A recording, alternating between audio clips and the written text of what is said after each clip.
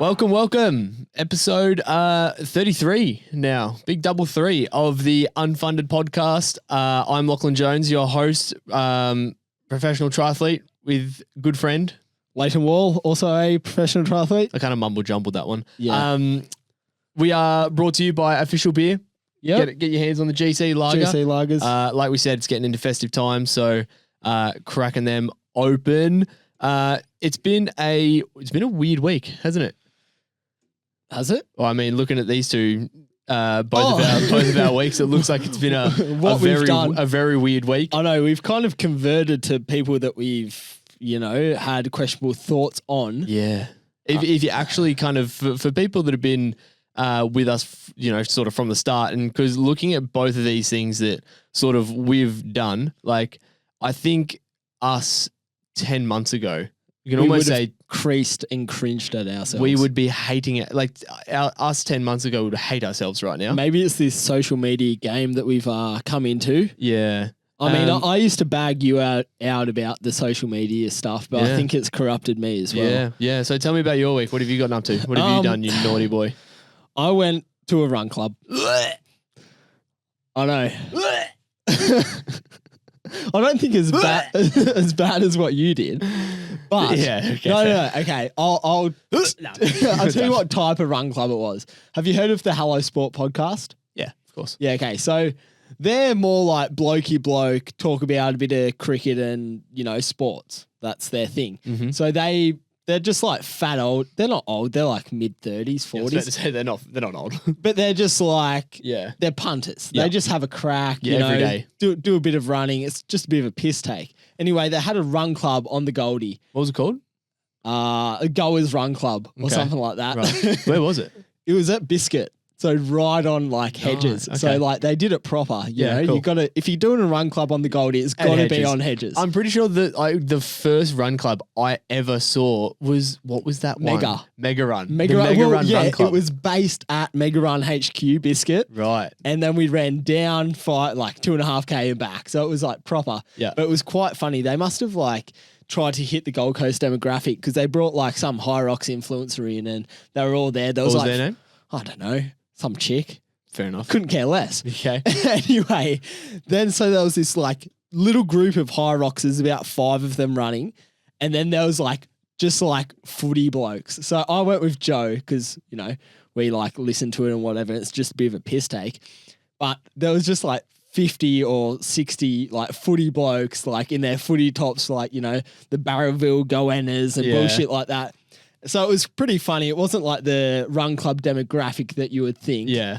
But it was quite funny. It was just a bit of a piss take. So yeah, right. It was 5K? 5K, yep, 5K. And nice. at 5K at 5:30s. Nice, mate. You got to start somewhere. It was paced by the Hyroxer.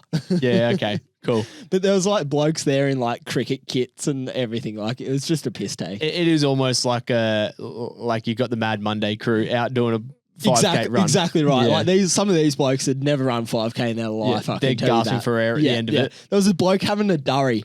No way. No, that's awesome. Yeah, like a durry.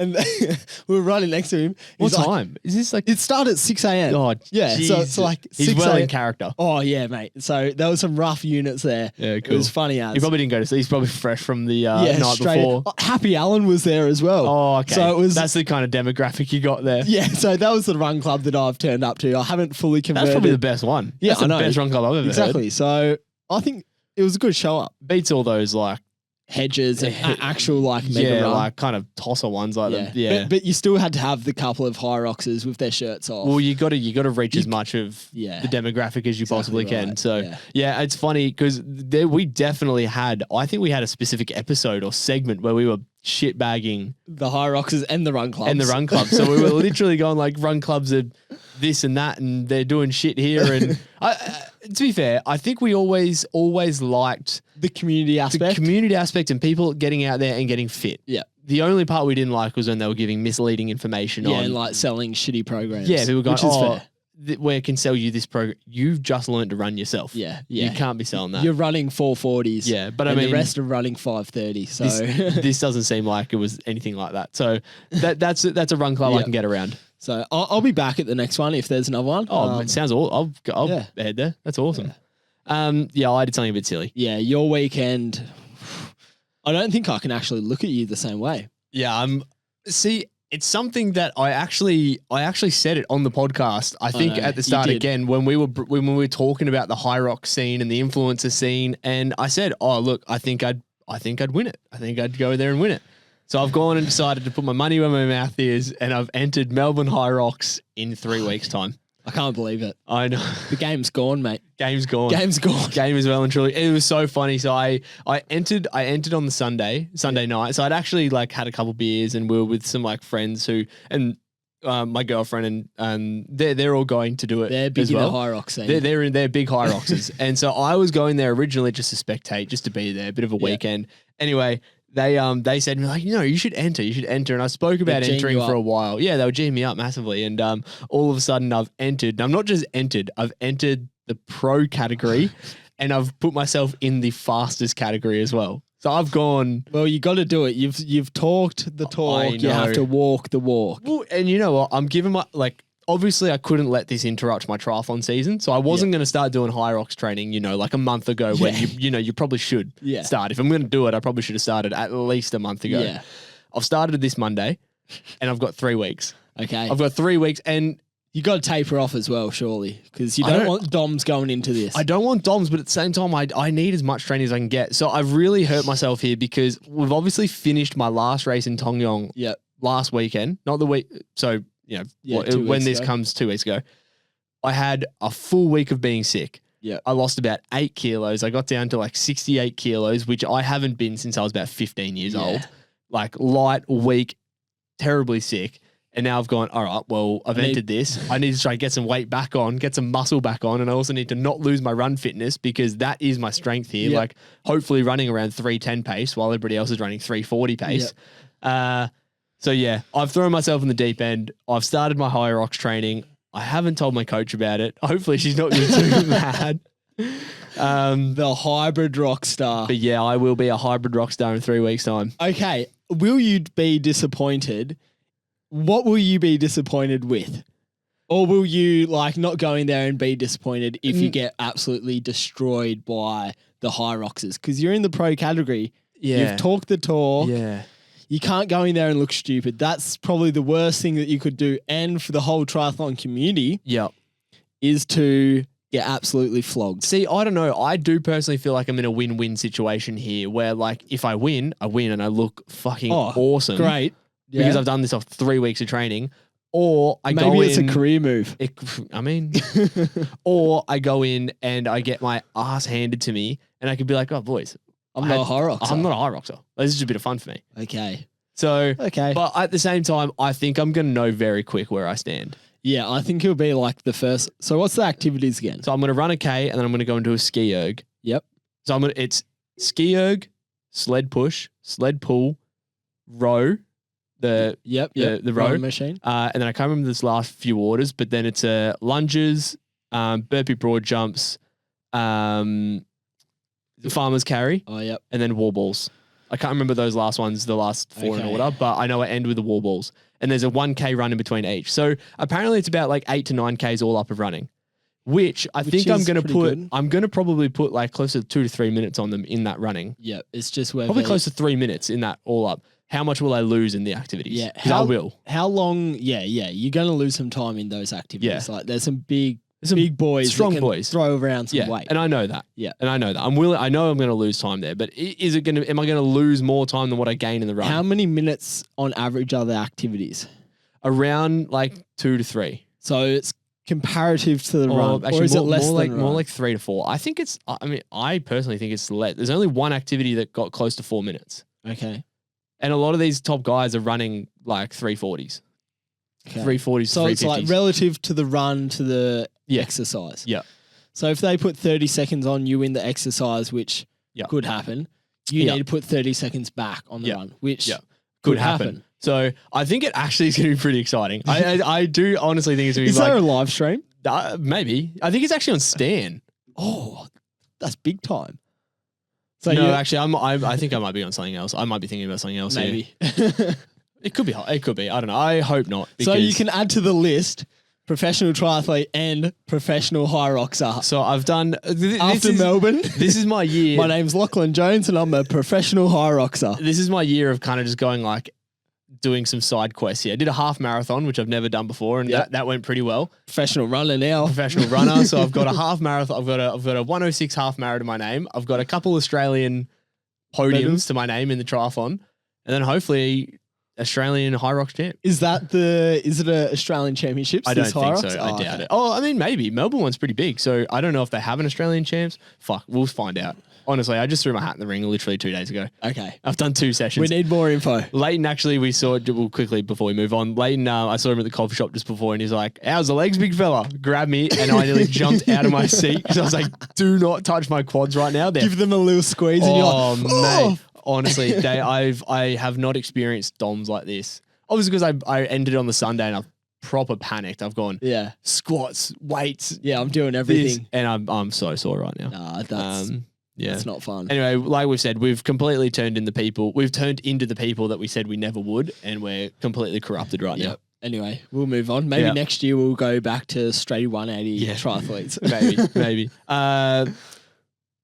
Before that, so as we are kind of nearing the end of the season, we'll go back to the triathlon related stuff, the stuff Yep. we're actually here to talk about. We are nearing the end of the racing season. Not a lot of racing left. I think there's a couple T100s. I don't think there's any World Cups. I think we're basically at the end. There's like one T100 and I think that's it for the year. We're going to go back to our roots this episode, and we're going to discuss a bit more of a educational piece, educational sort of content, I guess, sort of thing. Off-season training. All right. As we're coming into it, how does it differ from your normal in-season training, and what are some of the reasons that it is so important, and what are the struggles that come with off-season training? Yeah, like planning a Essentially. proper off season. Yeah, Well, exactly. We're both in off season now. Yep. I've kind of been in it longer than you, Mm. but I feel as if I wouldn't really call it an offset. There's like 2 seasons in triathlon. There's racing season, and then there's off season, which isn't off season. It's just kind of base building. That's how I would. It's a frame different. It's a different training strategy. Yeah. Really, like a different. stimulus. You're doing 2 different things. Yeah, Really? exactly right. I think like, and I think where it differs compared to most is, I think the key thing is the time off between what your last, like when you start your no training to when you start training again. How long? We have 2 weeks. Yeah, it's about 2 weeks off of nothing. Yeah, Just I- completely nothing. Yeah. No swimming, no riding, no running. But like you compare that to anybody playing like a team sport, anybody in athletics, anybody in like surf lifesaving, like they're having like 2 months off. yeah, exactly. It's 2 a long months. time. Like I told some friends that I was having lunch with on the weekend, they're like, "Oh, like you're in off season, how long are you having?" I'm like, "Oh, I go back December 1st." Yeah. They're like, that's next week. Like, Yeah, exactly. Yeah, I've already had a week off. Like It's- it's 2 weeks. Yeah, so maybe you frame it as like your time off. Yeah, that's your and time then off. it's off season. Yeah. I have Which 2 is 2 weeks non-racing. off, and then like again, Build back. it's a build back. You slowly build back, and again, it's in the festive season, so cut yourself a bit of slack. Yeah. But I think like how you would sort of frame it is, it's the off season is building your engine that's going to take you through the racing season. I would essentially say It's your the next year. base. You don't really have enough time throughout the racing season to get fit. You Yeah. should be fit by the time you get there, Yeah. and then you tune yourself up when you're racing. Yeah. Is that how you would throw it in? 100%. Be like you said, like building a genuine engine that's going to last you a full year in the sport. Yeah. It's not going to take a 4-week block. It takes a good. I've had my best seasons off Big 3 to off-season. 4 months of off season. Yeah. And you're just doing anywhere from 4 to 6 week blocks of just long, boring aerobic hours. Yep. Like nothing crazy. Obviously, you'll have some specific stuff in there just to keep your mind ticking over, but it's boring as shit. Yeah. It's It's just monotonous. After a couple of weeks, you go, oh, yeah, I'm back into it after you've done your little build back up from your 2-week break. Mm.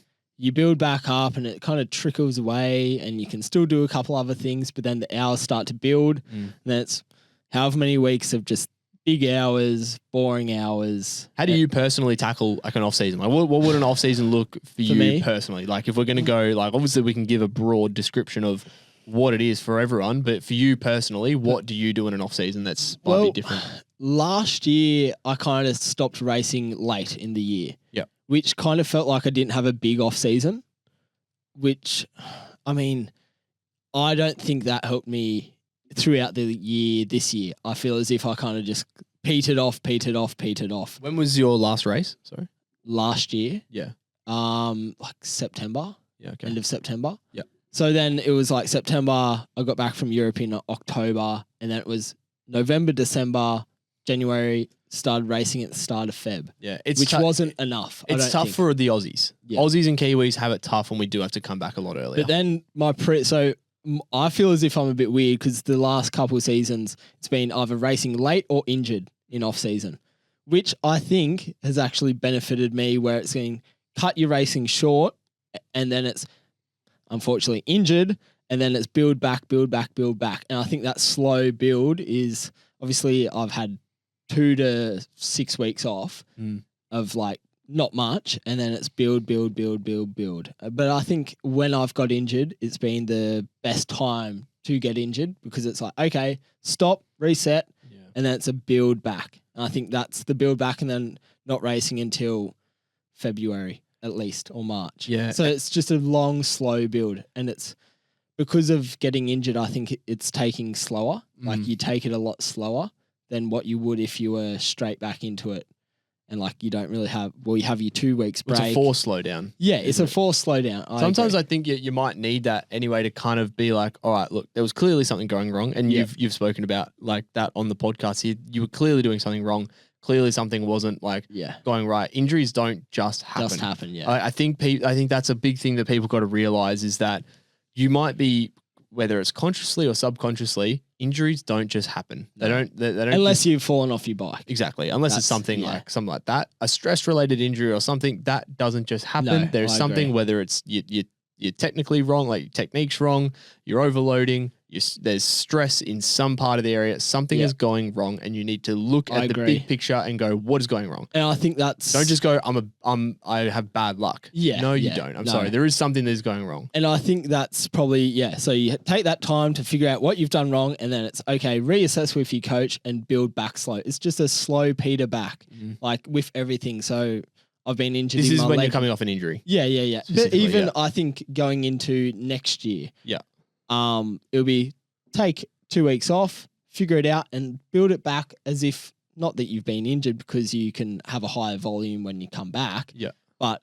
slowly build it back up exactly the same and have a longer extended period of time of like 6 months or 5 months of building base. See, I think that's probably the best thing. I agree with you to an extent of like, if you're injured, yes, that's clearly the right way to go with the slowly coming back. I think if you're not injured, you are able to obviously come back quickly, especially if it is aerobic loading. Like, understand what your body, like everybody's different. I'm very fortunate where, touch wood, I've never had a stress related injury and I've never had one.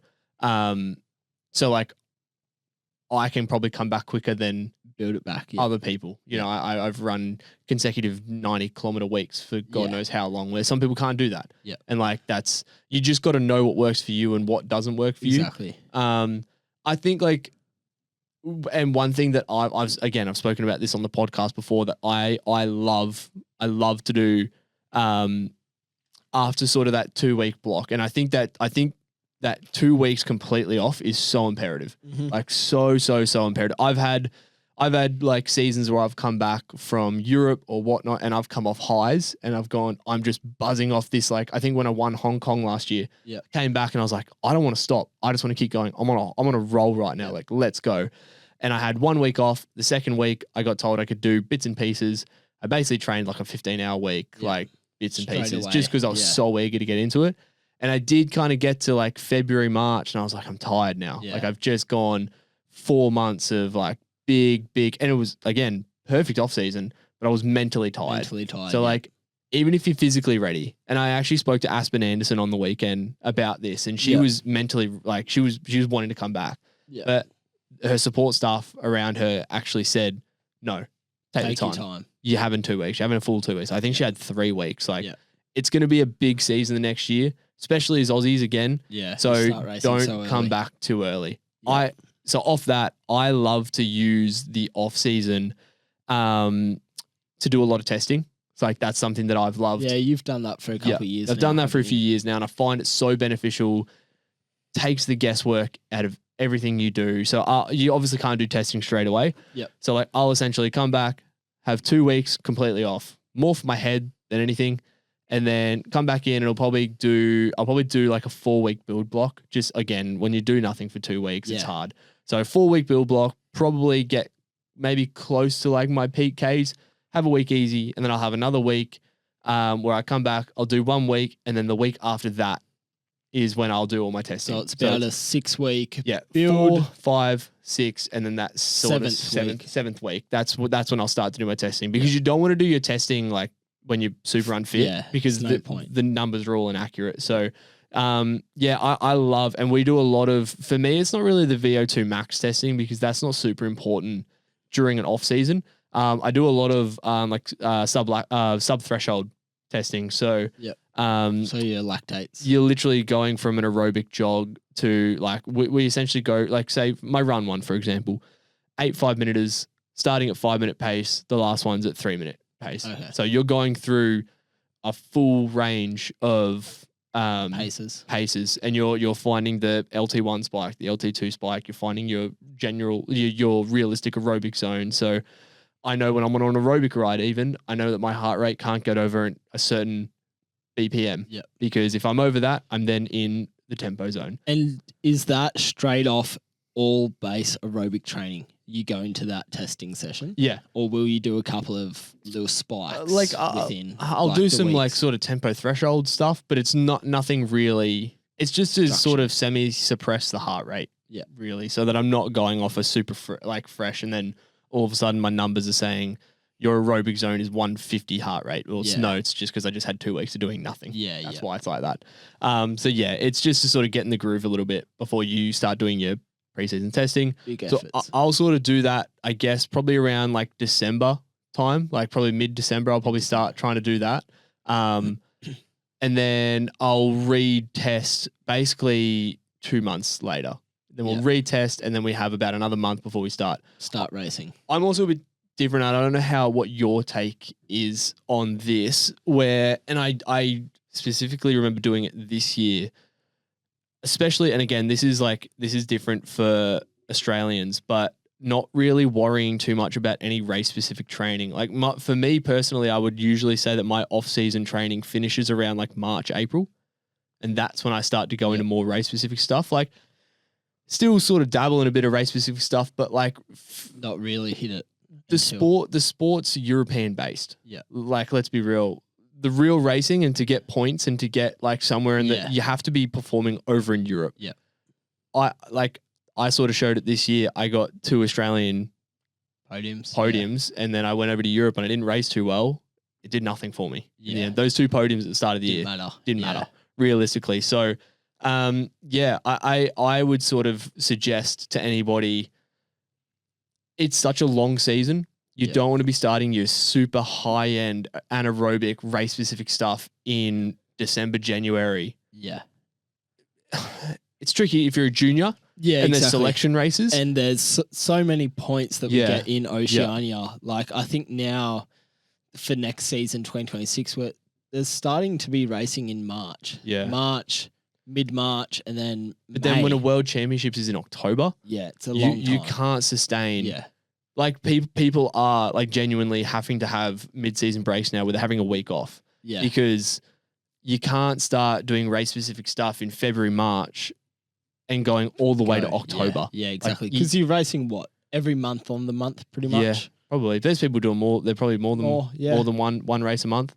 So it's so tricky, and I think this is also why we're starting to see such an increase in injuries, especially in young athletes, because young athletes that aren't being guided correctly, they're just going out and they're excited and they're just thinking, we got to go. Otherwise, we'll be left behind. Yeah. And we've had a disgusting amount of injuries this year. We've already spoken about it on the podcast before. Yeah. We need to sort of have a bit more education and maybe come in, especially if you're a younger athlete. I guess bit of advice for you would be sit down with a professional, figure out like whether it's your coach, whether it's a team around you, what are you always have an A and a B race. Kind of race. Yeah. World champs at the end of the year, that's your A race. Qualification for that race, that's your B race. Yeah. What fits around that? Yeah. Where are you going to have a rest period? Yeah. Where's your build block? Yeah. I think that's probably the most important thing in that, let's say, 2-week break to the first 4 weeks of training is figuring out what you're going to do with your coach in the season. Yeah. Like, what are you going to do? What's your goal? Because after the mental refresh of 2 weeks, you've probably forgot about like either your shit races or your good races. You're clean slate and you're thinking about the new season. It doesn't matter what you've done last season. It's all about this next season. And then sitting down and planning out, okay, we're having a rest now. We're building back. This is how many weeks, blah, blah, blah. And then let's say we have to race these qualification races at the start of the year, which most people do. And our world champs are in October. Well, where are we going to have another little break or another block of training? I think we've talked about like the periodization of training before, so we don't really need to get into that. But I think sitting down and planning within your off season is such a big thing. And a good coach will understand that. I finished my race in Tong Yong and Non came up to me and she was just like, gave me a hug and I was like, I quit. I was like, I'm done. I hate this sport. She was like, nah. 2 weeks. 2 weeks.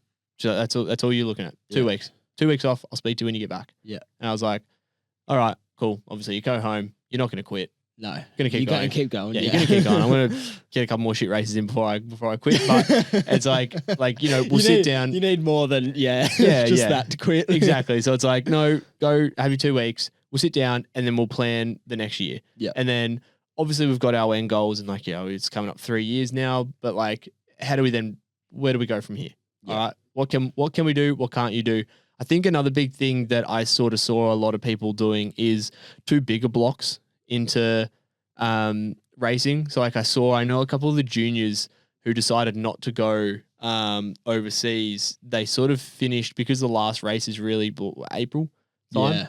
They would have like a week or two off in April and then like, oh yeah, I'm having my mid-season break in April. Yeah. And then all of a sudden it's like starting in May, June, July, August, September, October. That's too long. That's nearly 6 months. I just personally think to have like you probably then because realistically you're not going to have a 4 month. What are you going to do? A 4 month base block into a 2 month race specific. Like there's too much time. Training. Like there is too much time there, and I understand, but like there are races that you can do. Around that, you can't just stop and not. I understand that, but extend that season out a little bit. Race a couple Asian races, race a couple local races. Like extend that.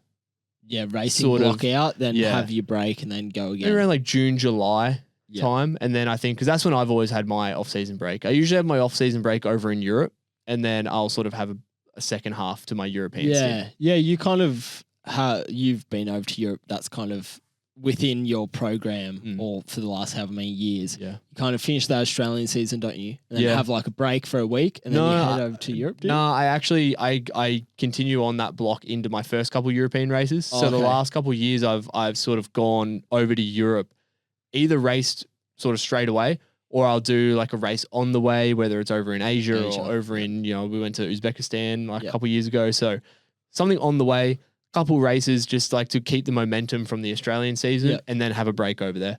And then get back into it. And then get back into it, have a bit of like a 6 week block and then race on the way, kind of back home. Yeah, essentially coming back home, race and then come home from there. Yeah. So again, like we said, it's a good time to sort of sit down. If you're into the testing, you have your plan testing. If you've got the right coach, you sit down and you'll essentially plan the year ahead. Yeah, essentially. And I think that kind of goes in like kind of the next topic is like more, have you ever ignored like off-season recovery? I think personally, like looking back, and I think off-season's a great time for reflection. Yeah. I think I did that this year. Yeah. To be honest. I didn't take a 2 week break. Yeah. I was like, when you get in your head and you're like, oh, I need to do this. Yeah. This is how I'm going to improve off the back of a couple of shit races. Yeah. You go, okay, this is what I need to do. I'm going to run.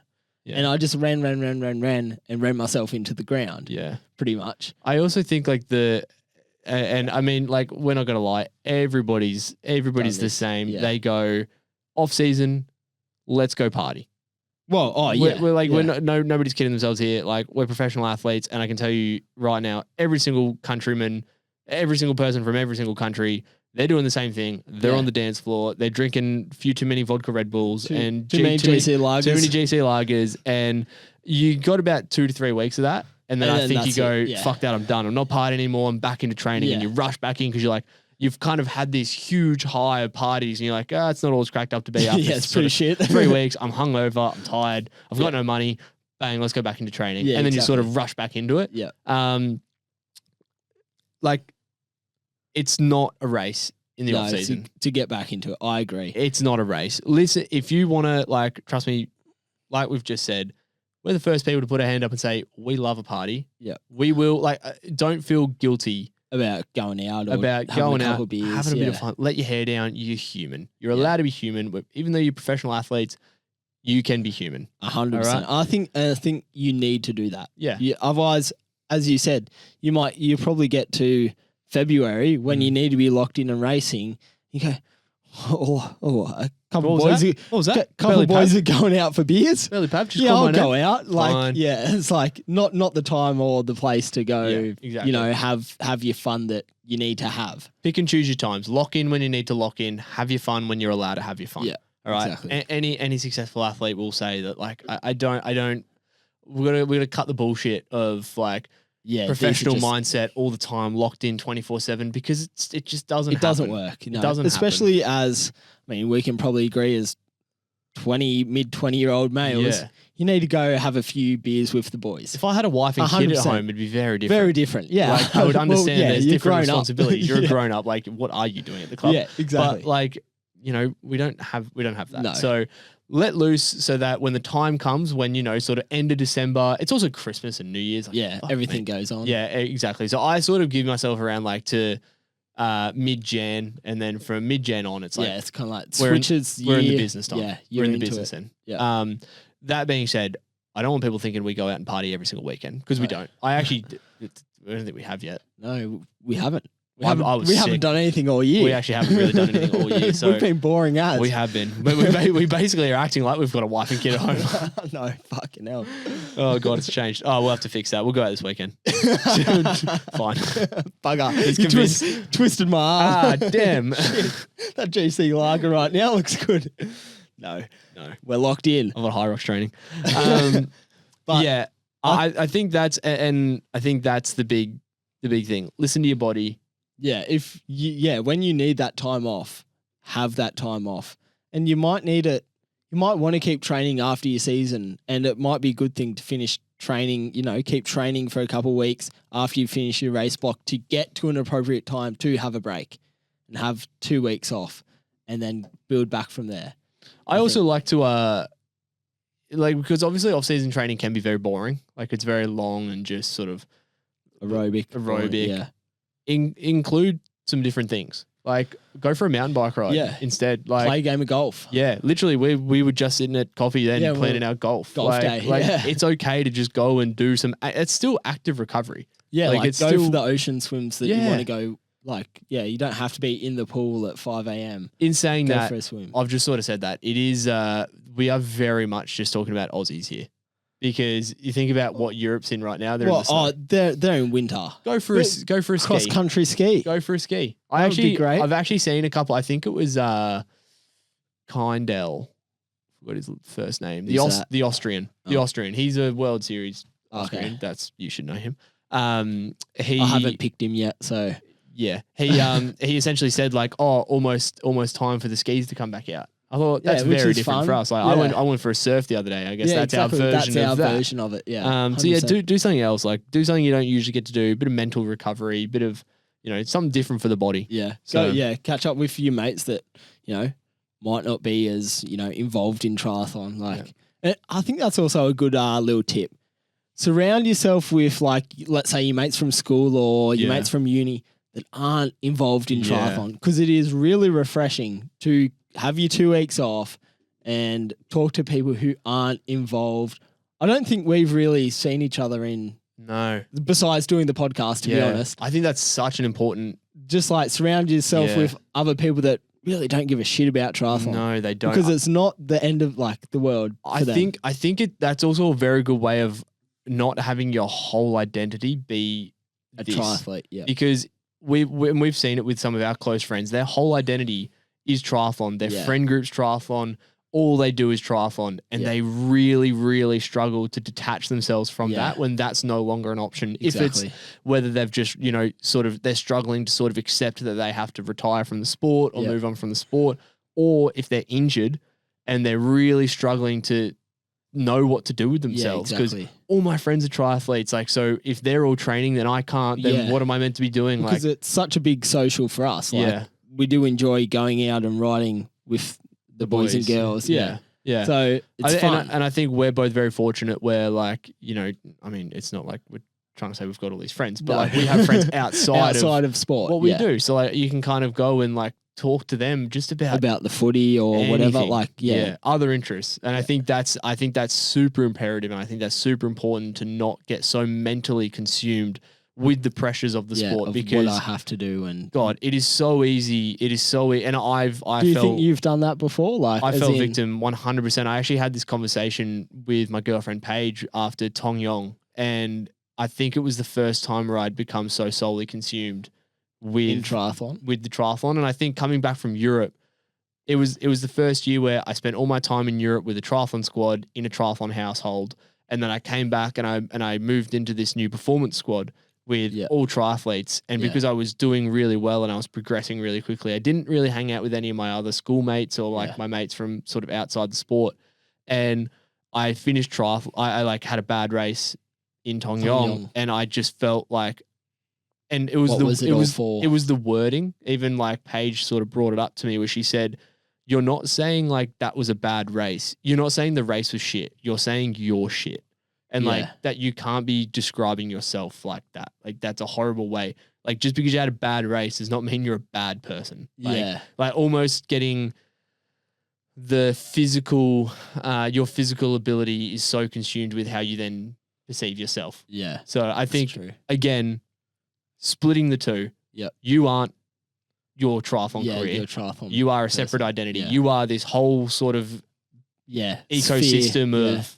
You're, whatever you have going on. You're a surfer. You're a friend to these group of people. You're a friend to these group of people. You're also like, we're podcasters. We've got whether we've retired tomorrow, we can still talk about triathlon on a podcast. Exactly right. So it's like, so I mean, like, let's say triathlon's gone in the identity of racing.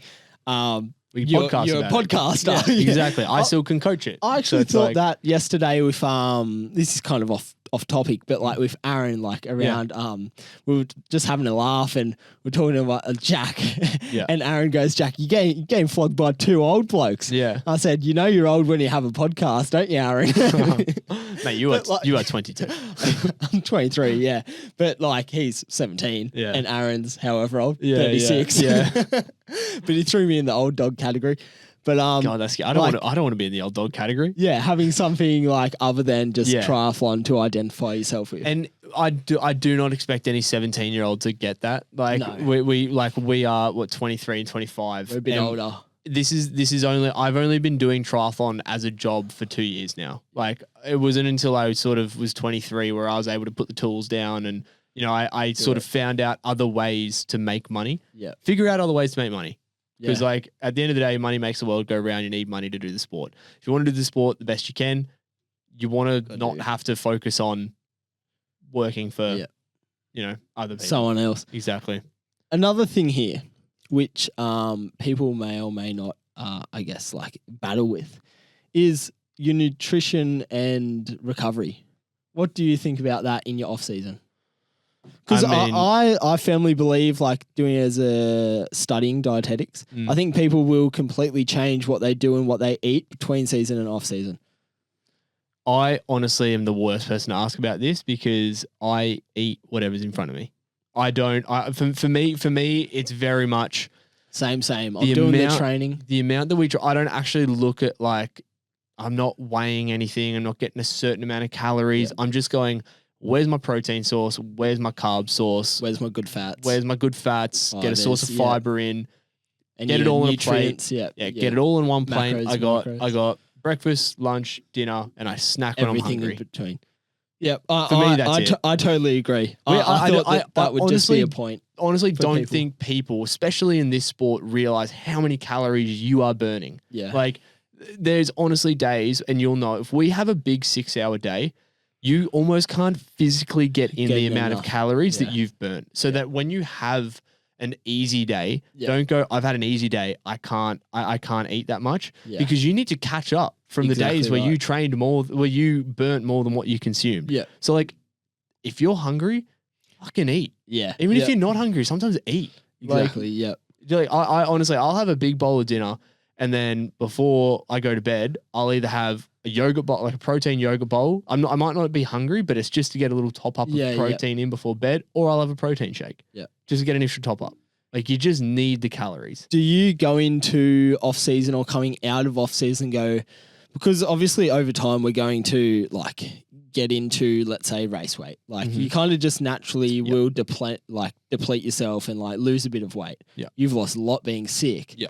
But do you consciously ever go, okay, I need to like not bulk up, but like, you know, increase so I'm like a bit heavier, or like I've got more in me for like season, or no, never don't think about it. Never. Yeah. I feel as if you're like me. Yeah. Don't ever think it at all. I think it naturally plays its course unless there is some sort of, you know, you've got some sort of, I guess like for vegetarians or for vegans or something like that, where you're missing a vital source. Yes, you might have to obviously look at other options. Yeah, like supplement different things. And that's fine. And then you've got to then consciously look at weight. Maybe if you're taking in creatine or something, you might have to look a bit more at weight there, because there is the aspect of, you know, power to weight ratio. You want to be, you know, good. I'm also, and this might be a bit of a controversial one, I don't know if other people agree, but I'm all for taking, what are they? Creatine? No. Skin folds. Skin folds. I'm all for it. Because like for me, and I actually saw Courtney Atkinson. Do you just use that as over the season? Just a guide that you haven't dropped anything? A guide, because just staying in a nice healthy range the whole way. For me, if I need to like drop a bit of weight, tell me, I'll drop a bit of weight. Like if there's somebody that knows more about that sort of thing than me, because I'm no expert. I'm purely just like, I'm a sponge for info. I want to get better. All I want to do is get better. So like, and I think I actually heard this on the in the beginning podcast from Courtney Atkinson. He said this. He said, I don't understand why people are shying, especially in the elite sport. Why are they shying away from it when all we want to do is get better? We want to be the best of the best, and that is vital information to help us understand power to weight. You know, any particular courses coming up. I would agree. It's information that's going to help us get better. So why would you not want to jump at that? Yeah. Like, use it as a tool rather than it doesn't have to be a negative tool at all, which I think there's a lot of connotations to. Yeah, for sure. Just with society these days, it's kind of changed to a negative thing, like your skin folds or whatever, taking that kind of metric. Yeah. But I think, a great tool to measure over the season, like how's our body tracking? Yeah. Is it still staying at a healthy, sustainable? I think that's probably one of the key things as well, like staying healthy. I think your off season sets you up to be healthy throughout the whole season. Yeah. I'm a big sucker for info, so you can pinch my fat all day. I'll pinch it off you. Yeah. You got none on you at the moment. Not right now. It's a bit sensitive. I think that's really all. Yeah. So stay healthy. Stay healthy. Enjoy it. Enjoy your off season. Yeah. Surround yourself with good people, because that's the easiest way to get through a very boring, long aerobic off season. Yeah. Surround yourself with a good squad, surround yourself with people, and create a routine and just stick with that. And do not feel bad about trying to get into it too early. Yeah. I think that's where a lot of the mistakes are made. Have a beer if you feel like having a beer. Have a glass of Prosecco if you want to have a glass of Prosecco. Eat that chocolate. Just have it. Do whatever. Because it's the festive season. You don't want to get to the end of your life and think, I just sacrificed 10 festive seasons, and it's like... Yeah, while I was 20. Yeah, you know what? You're still going to be a good athlete. Yeah. All right? A couple of weeks of eating and drinking is not going to hurt you. Just when it's time to switch on, switch on. Yep. If you really don't want to, it's fine. It's also fine. Not forcing you to drink. But there might be consequences throughout the season. A little plateau, decrease in performance. Find what works for you. We found what works for us. Like we said, we haven't actually really done any partying yet. We'll probably just do it in December, and then I'll get bored of it again. January will come.